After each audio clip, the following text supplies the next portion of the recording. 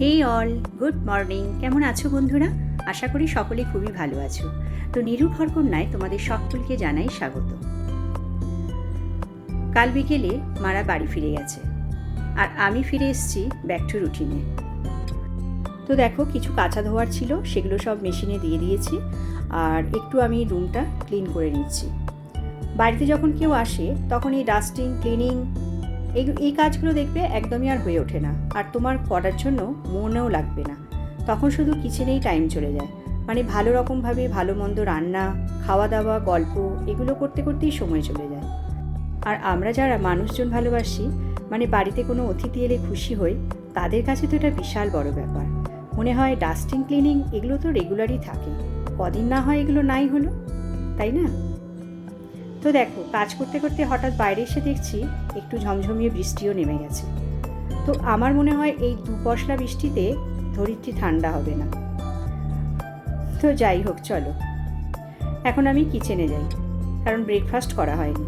আর আজকে একদম ফাঁকিবাজি ব্রেকফাস্ট, ডিমের অমলেট করছি, তার উপর একটা ব্রেড দিয়ে দেবো। মানে ব্রেড টোস্ট বলছি বটে, তবে প্রপারভাবে ব্রেড টোস্ট আজকে বানাচ্ছি না, কারণ একটু কাজের চাপ আছে। তো দেখো, এইদিকে ব্রেড টোস্ট বানাচ্ছি, আর এইদিকে আমি বসিয়ে দিয়েছি ভাত আর ডাল। তারপরে কি রান্না করব সেটা এখনও ডিসাইড করে উঠতে পারিনি। তো যাই হোক, এই দুটো হয়ে গেলে অনেকটা কাজ এগিয়ে থাকবে। তো ব্রেকফাস্টটা আমি ঝটপট করে নিয়ে আরও কিছু কাজ আছে, সেই কাজে ফিরে আসি। সোফার কভারগুলো দেখো, এগুলোকেও তুলে দিয়েছি, আর কুশন কভারগুলোও সব খুলে নিয়ে আরেক সেট কুশন কভার ছিল, ওগুলোকে সব পরিয়ে দিচ্ছি। এগুলোকেও আমি কাচতে দিয়ে দিয়েছি। আর একটু তাড়াতাড়ি করছি, কারণ একটা দুপুরের পর একটা প্ল্যান আছে। কি প্ল্যান আছে সেটা তোমাদের অবশ্যই বলবো, আর পরে বলছি। তো এগুলো চলো ছটপট করে পরিয়ে নিই।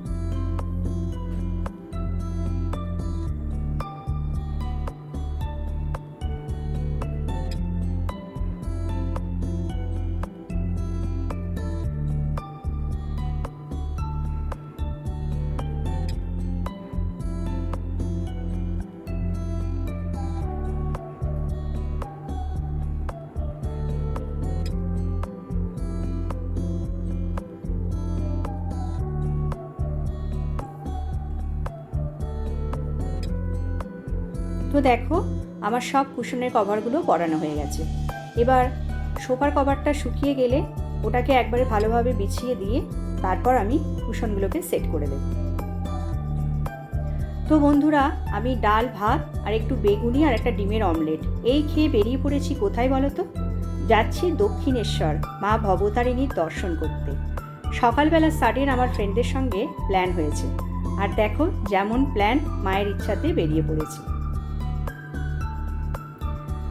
সকালটা আমরা যারা হাউস ওয়ার্কার আছি, তাদের সকালটা না পুরোপুরিভাবে মানে ঘরের কাজকর্মে নিজেদেরকে ইনভলভ রাখা দরকার।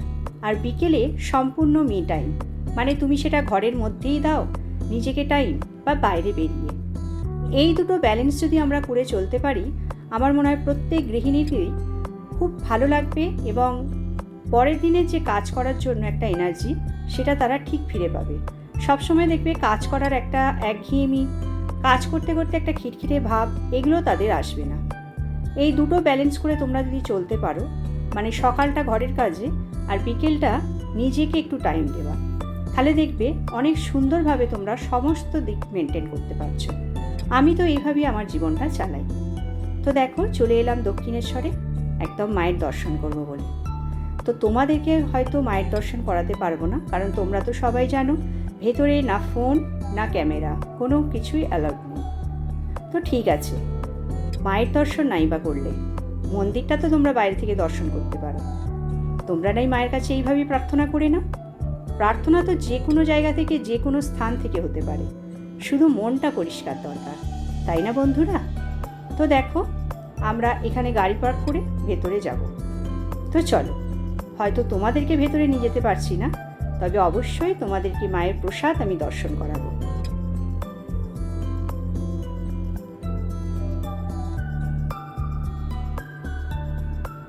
তো দেখো বন্ধুরা, আমাদের মায়ের দর্শন করা, পুজো দেওয়া সব হয়ে গেছে। খুব সুন্দর মায়ের দর্শন করলাম, আর পুজোও খুব ভালো দিলাম।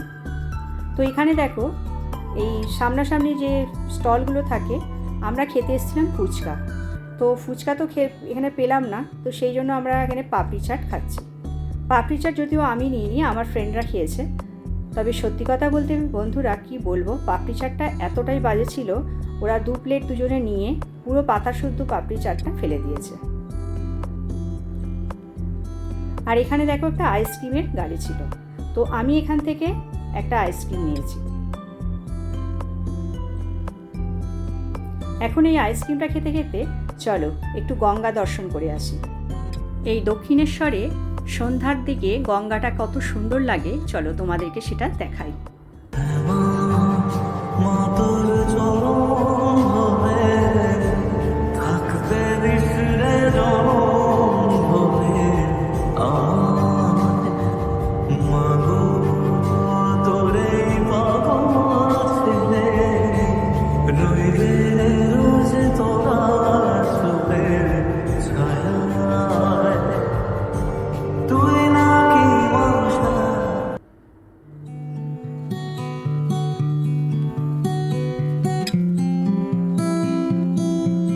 এত সুন্দর মনোরম পরিবেশ যে কোনো মানুষকে মুগ্ধ করবে, আর সেটা যদি হয় কোনো তীর্থস্থান তাহলে তো আর কোনো কথাই নেই। একসঙ্গে সব কিছু, মায়ের দর্শন, এত পবিত্র সুন্দর একটা গঙ্গার দর্শন, আর সন্ধ্যের দিকে দেখো ওই পাড়টা চারদিকে আলো দিয়ে যেন অপরূপ একটা সৌন্দর্য তুলে ধরেছে। প্রকৃতি কত সুন্দর সেটা যদি আমরা বাইরে আসি তাহলেই বুঝতে পারি। তো চলো এখান থেকে আমরা এখন বেরিয়ে যাচ্ছি।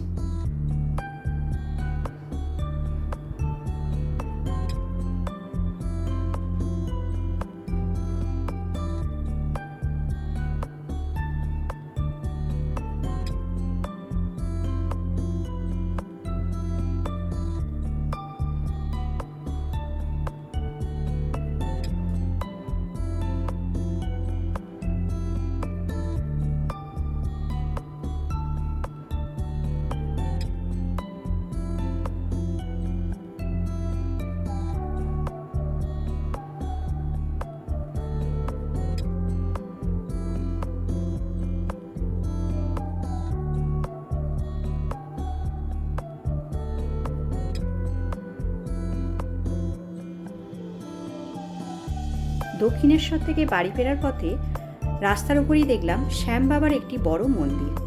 তো আমরা এখানেও একটু দর্শন করতে এলাম শ্যাম বাবার।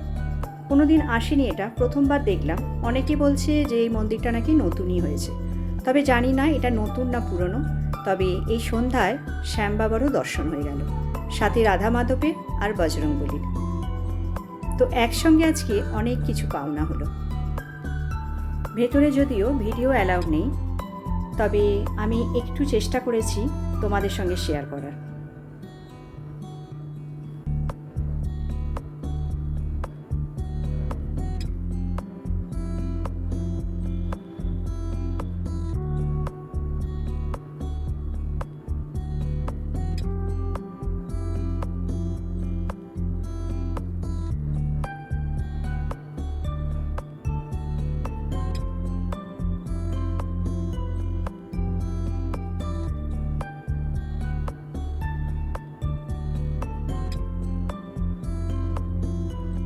যে কোনো মন্দিরে আসার পর মন কতটা পজিটিভ হয়ে যায়, তাই না বন্ধুরা?